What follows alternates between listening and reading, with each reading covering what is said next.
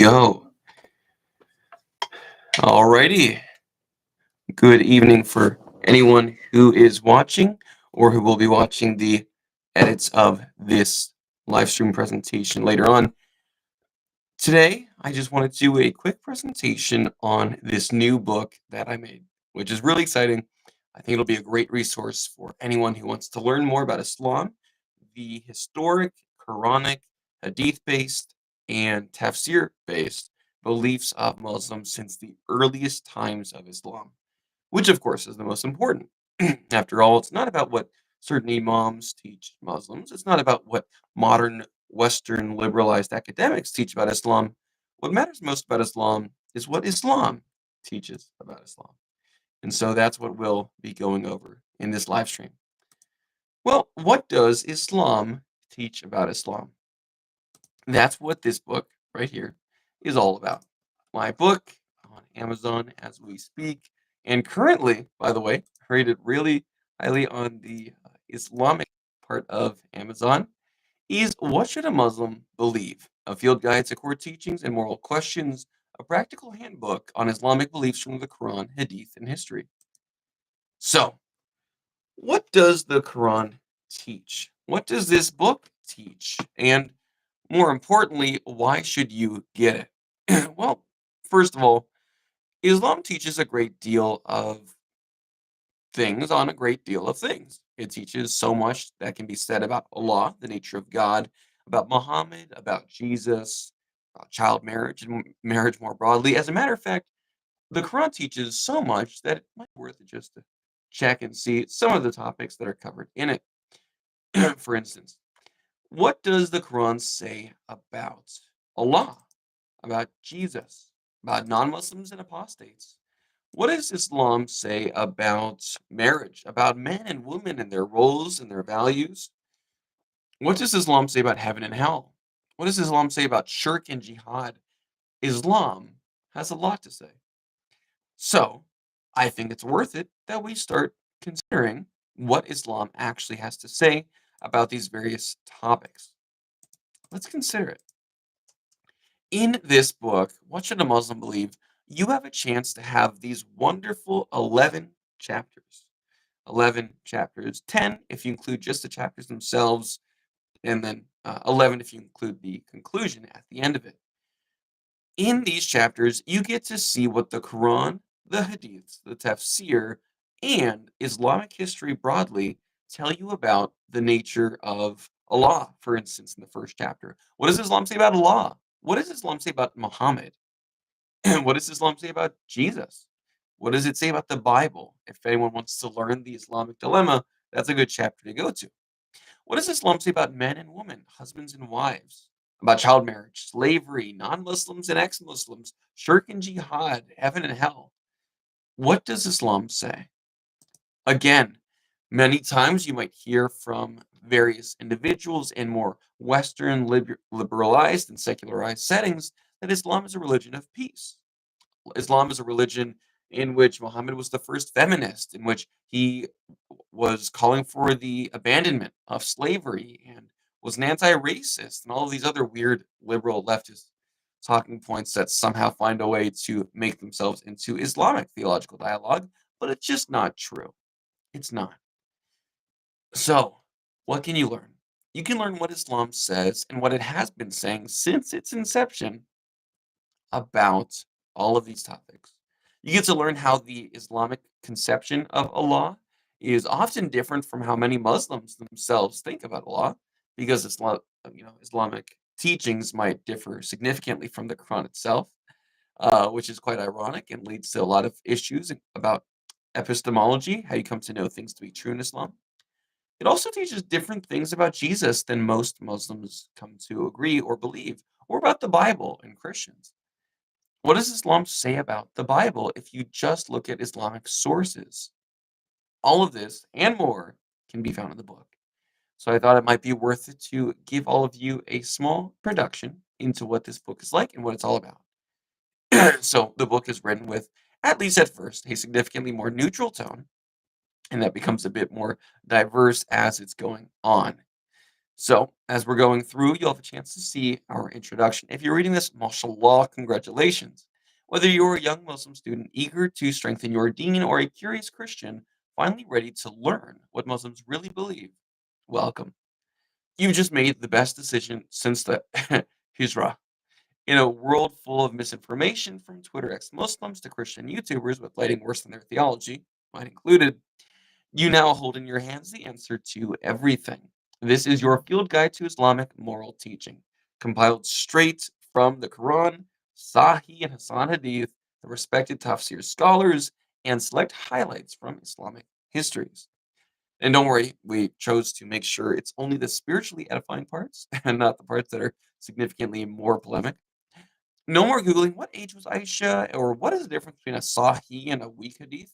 This book will walk you through it all smoothly, confidently, and with as little cognitive dissonance as possible. You may be wondering, is this really for me if I'm not a Muslim? Of course it is. In fact, you might need this book more than anyone. You've probably heard a lot about Islam from Western politicians who think Islam is a race rather than a religion. We're so sorry. But you deserve to hear Islam from Muslim scholars, especially those scholars with selective sourcing, thick footnotes, and a commitment to only occasionally saying, I don't know.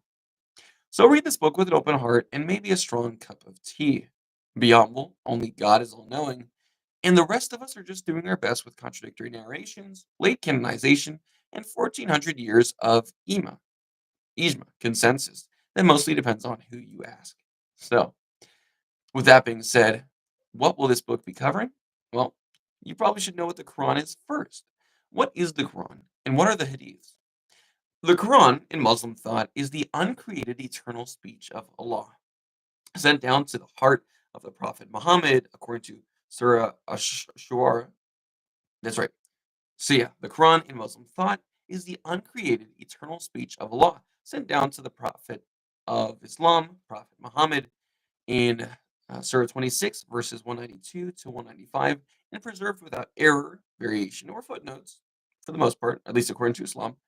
I mean that the original total amount of surahs varied between the friends of Muhammad, and some verses originally in the Quran were eaten by a goat and lost, and then there was the one son of the second caliph, Umar ibn al-Khattab, very early in Islamic history, who stated, "Let none of you say I have got the whole of the Quran." How does he know what all of it is? Much of the Quran is gone. Let him say instead, I have got what has survived. But we digress. Back to the discussion on the nature of the Quran. It is not Allah himself, but also not separate from him. You see, it has two natures, just like some other theologies that Muslims don't like too much. Yes, your copy was printed in 2022. Yes, it has a publishing date, but the content, brother, the content is eternal. As scholars say, the ink fades, but the kalam of Allah remains, or something like that.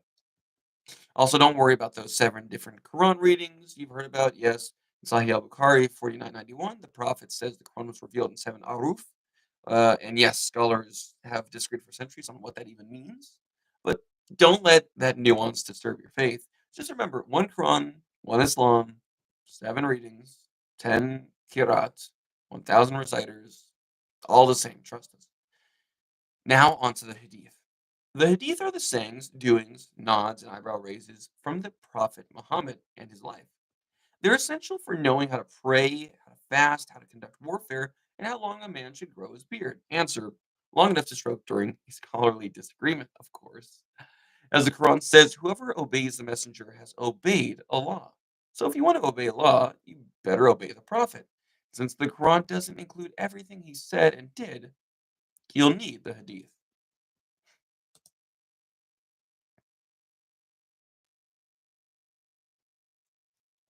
Hmm, perfect. So, what is the Quran? I'll be reading that just so we can make some helpful clips about this for Muslims who might be watching. What is the Quran? Well, the Quran, as I'll be explaining here, is in Muslim thought the uncreated eternal speech of Allah, sent down to the heart of the Prophet Muhammad according to Surah 26, verses 192 to 195, and preserved without error, variation, or footnotes, according to Muslim thought, for the most part. Yes, The original total amount of surahs varied between the friends of Muhammad, and some verses were originally in the Quran that were eaten by goats and lost. And then there was that one son of the second Caliph Umar ibn al-Khattab who stated, "Let none of you say that he has the whole of the Quran. How does he know what all of it is? Much of the Quran has gone. Let him say instead, I have got what has survived." We digress. Back to the discussion on the nature of the Quran. It is not Allah Himself, but also not separate from Him. You see, it has two natures, just like some other theologies that Christians hold to. Yes, your copy was printed in 2022. That's true. Yes, it has a publishing date. That's also true. But the content, brother, the content is eternal, according to Muslim thought. As scholars say, the ink fades, but the Kalam of Allah remains. Also, don't worry about those 7 different Quranic readings you've heard about. Yes, in Sahih Bukhari 4991, the Prophet says the Quran was revealed in 7 aruf, which means dialects, kind of. And yes, scholars have disagreed for centuries about what that actually means. But don't let nuance disturb your faith, okay? Just remember, one Quran, one Islam. 7 readings, 10 qira'ats, 1,000 reciter. It's all the same. Don't worry about it. Now, onto the Hadith. The Hadith are the sayings, doings, nods, strange narrative eyebrow raises of the Prophet Muhammad. They're essentially required for knowing how to pray, how to fast, right? How to conduct warfare, and how long a man should grow his beard. As the Quran says, whoever obeys the messenger has obeyed Allah. Now, I know some Muslims argue, oh, well, I'm Quran only, and other ones say, well, we follow the Quran and the Hadith. Here's the issue. If the Quran says whoever obeys the messenger has obeyed Allah, and the Quran doesn't include everything that the messenger, Muhammad, commanded, then you need the Hadith in order to fulfill the Quran's commands. Now, some Hadith are Sahih, which means authentic. Others are Hasan, so they're good. Some are Da'if, which means weak. And some are Maqdu, which means fabricated. But if you're not, we've mostly excluded the fabricated ones from this book, except for a few that were too inspiring to leave out. But for example, one proof that Allah descends to the lowest heaven every night, Sahih al-Bukhari 1145. It says He does. Spatial limitations, not a problem. We don't ask how, just believe and move on, okay? That's real tawhid. Concerned that Muhammad married a 6-year-old girl and consummated the marriage at 9, Sahih al-Bukhari 5133 and Sahih Muslim 1422 agree on the details. But it was culturally appropriate at the time. So please stop judging Islam with your colonialist modern lenses. After all, the Prophet is closer to the believers than their own selves. And if he is closer to our Muslim believers than their own conscience, who is anyone to object? This guide is organized thematically, chapter by chapter. We begin with Allah's attributes, yes, including His shin, in Surah Al-Kalam 68:42, His 2 right hands in Sahih Muslim 18:28, and His throne. Then we move to the Prophet, Muhammad, and then after that, we go to Jesus. Next, the Bible, men and women, marriage, be it adult or child marriage, slavery, jihad, and shirk, and heaven or hell. And we will cover each and every single one of those topics in their own individually recognized chapters. So definitely make sure to give it a watch and look it up. The book's name is What Should Muslims Believe? A guide to core teachings and moral questions. And each chapter is structured to include what the Quran says, what the Tafsir commentaries say, what the Sahih and Hasan Hadith say, and what Islamic history says in its general timeline. And that can also include not just Islamic history as in historical narratives and war and all that, but also the philosophical strains throughout Islamic history and how those approach certain topics. And don't worry, we included a quick summary at the end of each chapter in case you get stuck in traffic on the way to some sort of interfaith panel and you need some sort of quick explanation to why it's okay to hit your wife lightly. In short, this book is your trustworthy companion in all Islamic discussions. Whether you're a Muslim student explaining your faith to a Christian at Starbucks, a curious Christian correcting your culturally trending Muslim friend, or just trying to figure out why Allah doesn't want everyone to be guided.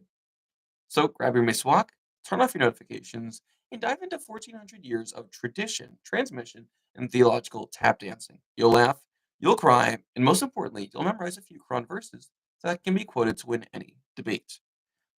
So, from the author, with love and a bit of bite, David Swiss. If you're considering checking out this book, I highly recommend it. Again, this is available on Amazon. I have that present right here. And what I'm also looking for is a whole lot of reviews. It's a number one new release in Hadith studies, which is great. But we definitely need a lot more reviews. So if you're watching this, go to Amazon right now and leave a positive review for the book so that people are able to see and recognize how valuable of a resource this is. With that being said, I hope all of you have a wonderful night tonight. May the Lord bless you and keep you. May his face always shine upon you and give you peace. Have a great night.